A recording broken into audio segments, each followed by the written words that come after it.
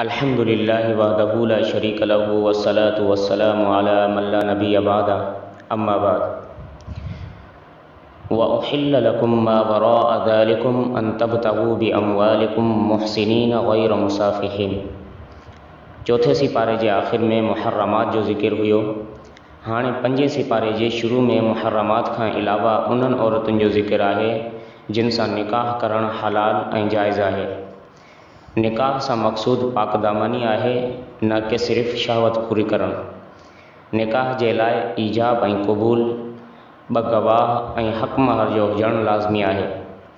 जॾहिं निकाह थिए त उनजो ऐलान बि लाज़मी करणु घुरिजे तां त माण्हुनि खे मालूम थिए त फ़िलाणे जो निकाह फ़िलाणी सां थियो आहे।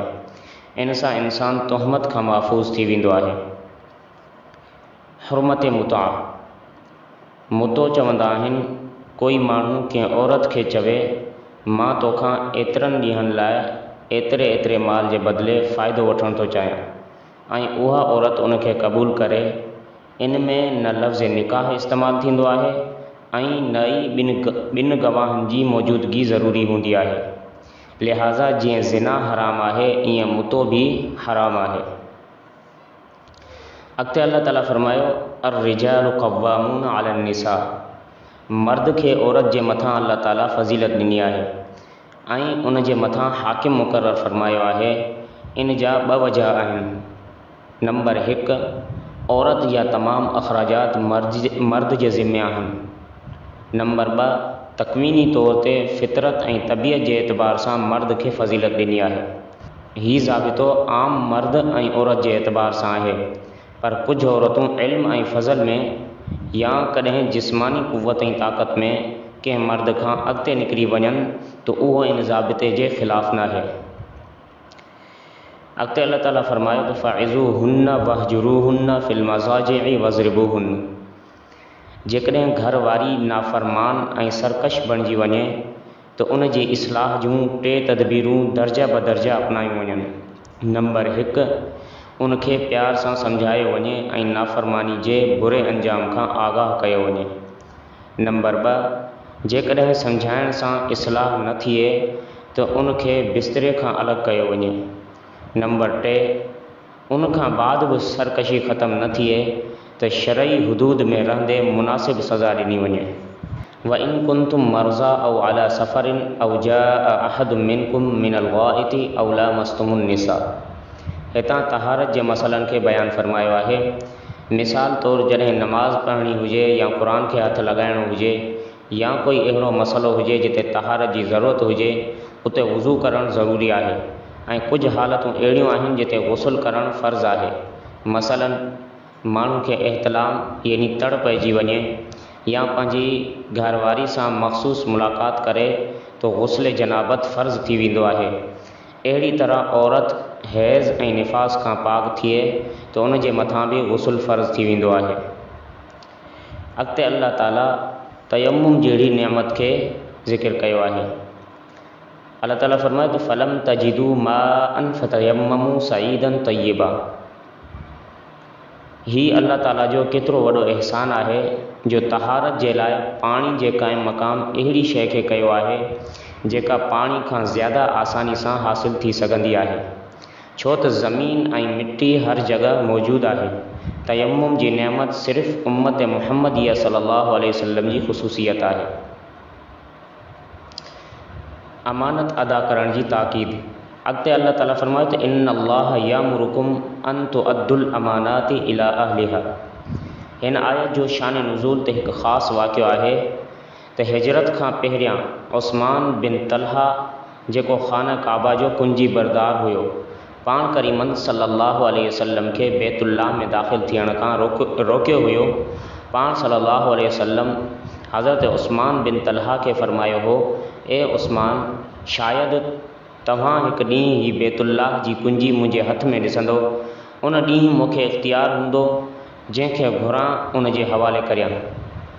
जॾहिं मक्को फ़तह थियो, पाण सल्लल्लाहु अलैहि वसल्लम हज़रत उस्मान बिन तलहा खां कुंजी वरिती ऐं बैतुल्लाह में नमाज़ अदा करण खां बाद कुंजी हज़रत उस्मान खे वापसि कई ऐं फरमायो त ही क़यामत ताईं तव्हांजे ख़ानदान वटि रहंदी। पर हिन आयत जो हुकुम आम आहे जिन जी पाबंदी पूरी उम्मत जे लाइ ज़रूरी आहे। ख़ुदा, मुस्तफ़ा ऐं फ़ुक़हा। अल्लाह ताला फरमाए त या अय्युहल्लज़ीना आमनू अतीउल्लाह व अतीउर रसूल व उलिल अम्रि मिनकुम। अल्लाह ताला पूरी ज़िंदगी शरीयत जे मथां अमल करण जे लाइ इरशाद फरमायो, नंबर 1 ख़ुदा जी इताअत करियो, नंबर 2 मुस्तफ़ा सल्लल्लाहु अलैहि वसल्लम जी इताअत करियो, नंबर 3 फ़ुक़हा जी इताअत करियो। ही 3 ॻाल्हियूं छो फरमायूं आहिनि? इन जे लाइ त अल्लाह ताला ख़ालिक़ ऐं मालिक आहे, असीं मख़लूक ऐं ममलूक आहियूं। असांखे अल्लाह जी ॻाल्हि त मञणी आहे, पर असां हिन दुनिया में पंहिंजे हिन कननि सां अल्लाह जी ॻाल्हि नथा ॿुधी सघूं, हिन अख सां अल्लाह खे नथा ॾिसी सघूं, त असां अल्लाह जी ॻाल्हि कीअं मञींदासीं? इन जे लाइ ज़रूरी आहे त अल्लाह ताला ऐं असांजे दरमियान हिकु वास्तो हुजे, ऐं उहो वास्तो पैगम्बर सल्लल्लाहु अलैहि वसल्लम जन जो आहे। उहे अल्लाह ताला जे ॻाल्हि खे ॿुधंदा आहिनि। कोई नबी बराह रास्त ॿुधंदो आहे ऐं कोई बज़रिए जिब्रील अलैहिस्सलातु वस्सलाम जे ॿुधंदो आहे। कॾहिं अल्लाह ताला नबियनि खे इल्क़ा फरमाईंदो आहे। पोइ असांजो पैगम्बर पाक सल्लल्लाहु अलैहि वसल्लम अरबी आहिनि, असीं अजमी आहियूं, असां अरबी नथा ॼाणूं, ऐं जेकॾहिं कोई अरबी सम्झंदो आहे त क़ुरान ऐं हदीस जी तह ताईं नथो पहुची सघे, पोइ असां नबी सल्लल्लाहु अलैहि वसल्लम जी ॻाल्हि कीअं मञूं? त उन करे अल्लाह फरमायो फ़ुक़हा जी ॻाल्हि खे बि मञो। फ़ुक़हा अल्लाह ऐं नबी जी ॻाल्हि जी तशरीह कंदा आहिनि। ख़ुदा जी ॻाल्हि खे क़ुरान चवंदा आहिनि, मुस्तफ़ा जी ॻाल्हि खे हदीस चवंदा आहिनि, ऐं फ़ुक़हा जी ॻाल्हि खे फ़िक़ह चवंदा आहिनि। ॼण त अल्लाह ताला हिते क़ुरान, हदीस ऐं फ़िक़ह टिनी खे मञण जो हुकुम ॾिनो आहे। इज्तिहाद ऐं क़ियास जो हुकुम। अल्लाह ताला हुते फरमाए त फ़इन तनाज़अतुम फ़ी शैइन फ़रुद्दूहु इलल्लाहि वर रसूल। हिन आयत में अल्लाह ताला हुकुम ॾिनो आहे त जेकॾहिं तव्हांजो कंहिं मसइले में इख़्तिलाफ़ थी पवे त तव्हां अल्लाह ताला ऐं उन जे रसूल सल्लल्लाहु अलैहि वसल्लम जी तरफ़ रुजू करियो।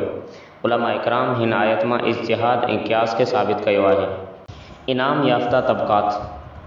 अॻिते अल्लाह ताला फरमाए त अनअमल्लाहु अलैहिम मिनन नबिय्यीन वस्सिद्दीक़ीन वश्शुहदाए वस्सालिहीन। अल्लाह ताला सूरह फ़ातिहा में ही ॻाल्हि फरमाई आहे त मूं खां दुआ घुरो, यानी इहदिना सिरातल मुस्तक़ीम, ए अल्लाह असांखे सिरात मुस्तक़ीम ते हला। ही सिरात मुस्तक़ीम छा आहे? इन जो जवाबु अल्लाह ताला ख़ुदि ॾिनो आहे, सिरातल लज़ीना अनअमत अलैहिम, उन्हनि माण्हुनि जो रस्तो जिन जे मथां अव्हां इनाम कयो। उन्हनि इनाम याफ़्ता माण्हुनि जो ज़िक्र 5 सिपारे जी हिन आयत में कयो आहे। इनाम याफ़्ता 4 तबक़ा आहिनि। नंबर 1 अंबिया इकराम, नंबर 2 सिद्दीक़ीन यानी सहाबा इकराम रिज़वानुल्लाहि अलैहिम अजमईन, नंबर 3 शुहदा ऐं नंबर 4 औलिया। पहिरीं ॻाल्हि अंबिया अलैहिस्सलातु वस्सलाम जी ॻाल्हि मञियो। नबी त हर इलाइक़े में नाहे, तॾहिं फरमाई त सहाबा इकराम जे नक्श क़दम ते हलो। पोइ हर इलाइक़े में सहाबी बि नाहे, तॾहिं फरमाई त शहीद जे नक्श क़दम ते हलो।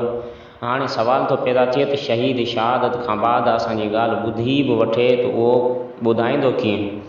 तॾहिं त फरमाईं त औलिया, उलमा, बुज़ुर्गान दीन जे नक्श क़दम ते हलो, यानी असांखे चइनी जे नक्श क़दम ते हलण जो हुकुम ॾिनो वियो आहे।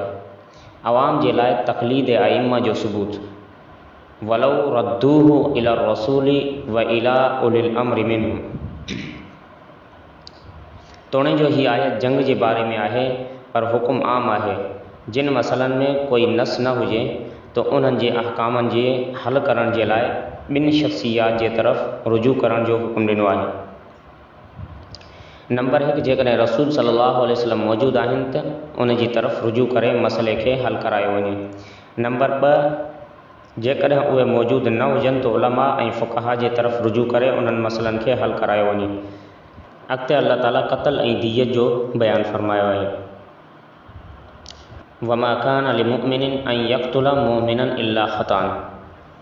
अल्लाह ताला क़त्ल जा अहकाम बयानु फरमाया आहिनि त मुसलमान जी शान जे लाइक़ु नाहे त कंहिं ॿिए मुसलमान खे क़त्ल करे, मगर ग़लती सां अगरि थी वञे त पहिरियां क़त्ल जा 2 क़िस्म आहिनि।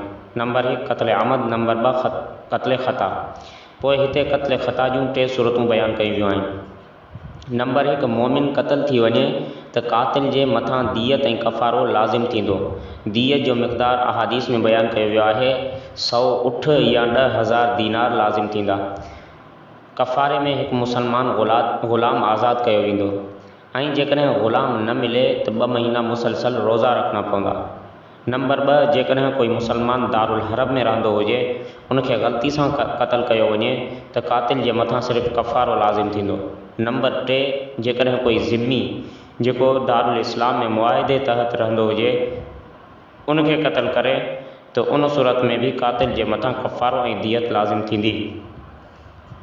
अॻिते अल्लाह ताला सलात ख़ौफ़ ऐं सलात क़सर जो बयानु फरमायो। वइज़ा ज़रबतुम फ़िल अर्ज़ि फ़लैसा अलैकुम जुनाहुन अन तक़सुरू मिनस सलाह। गुज़िरियल आयतुनि में जिहाद ऐं हिजरत जो बयानु हो चूंकि उन्हनि ॿिन्ही शयुनि में ख़ौफ़ ऐं ख़तरो साम्हूं हूंदो आहे जंहिंजे करे सलात ख़ौफ़ ऐं सलात क़सर जी नौबत पेश ईंदी आहे। इन करे हिते सलात ख़ौफ़ ऐं सलात क़सर जो ज़िक्र कयो आहे। इन तफ़सीलात जे लाइ कुतुब फ़िक़ह ऐं उलमा इकराम जे तरफ़ रुजू फरमायो वञे। इजमाए उम्मत हुज्जत आहे। वमन युशाक़िक़ि रसूल मिन बादि मा तबय्यन लहुल हुदा। इन आयत में 2 शयुनि जो वॾो जुर्म ऐं दुख़ूल जहन्नम हुजण जो सबबु ॿुधायो वियो आहे। नंबर 1 रसूलुल्लाह सल्लल्लाहु अलैहि वसल्लम जी मुखालफ़त ऐं इहो ज़ाहिर आहे त रसूलुल्लाह सल्लल्लाहु अलैहि वसल्लम जी मुखालफ़त कुफ़्र ऐं वॾो गुनाह आहे। नंबर 2 जंहिं कम जे मथां सभई मुसलमान मुतफ़िक़ हुजनि उनखे छॾे करे उन जे ख़िलाफ़ु कोई रस्तो इख़्तियार करणु। इन खां मालूम थियो त इजमाए उम्मत हुज्जत आहे। अॻिते अल्लाह ताला मुनाफ़िक़नि जी ज़हनी कैफ़ियत खे बयानु कयो। अल्लाह ताला फरमाए त मुज़ब्ज़बीन बैन ज़ालिक ला इलाहा उलाई वला इलाहा उला। अल्लाह ताला मुनाफ़िक़नि जी हालत बयानु फरमाई त न हेॾां जा हूंदा आहिनि ऐं न होॾां जा, विच में फाथल पिया हूंदा आहिनि। जीअं ई दीन में कोई फ़ाइदो ॾिठाऊं त ओॾां चंबड़ी पिया ऐं वरी दुनिया में कोई फ़ाइदो ॾिठाऊं त ओॾां भॼी विया। अॻिते अल्लाह तबारक व तआला 5 सिपारे जे आख़िर में अज़ाब खां बचण जो नुस्ख़ो बयानु कयो। मा यफ़अलुल्लाहु बिअज़ाबिकुम इन शकरतुम व आमनतुम। 5 सिपारे जे आख़िर में अल्लाह ताला हिकु तमामु प्यारी ॻाल्हि इरशाद फरमाई आहे। जेकॾहिं तव्हांजो अक़ीदो ठीकु हुजे ऐं अल्लाह ताला जी नेमत ते शुक्र करियो त अल्लाह ताला तव्हांखे छो अज़ाब कंदो। मालूम थियो त अल्लाह ताला जे अज़ाब खां बचण लाइ इन 2 शयुनि जे हुजणु ज़रूरी आहे। नंबर 1 अक़ीदे जो ठीकु हुजणु। नंबर 2 अल्लाह ताला जे नेमतुनि ते शुक्र अदा करणु। अल्लाह ताला असांखे पंहिंजी तमामु नेमतुनि जो शुक्र अदा करण जी तौफ़ीक़ अता फ़रमाए। आमीन व आख़िर दावाना अनिल हम्दुलिल्लाहि रब्बिल आलमीन।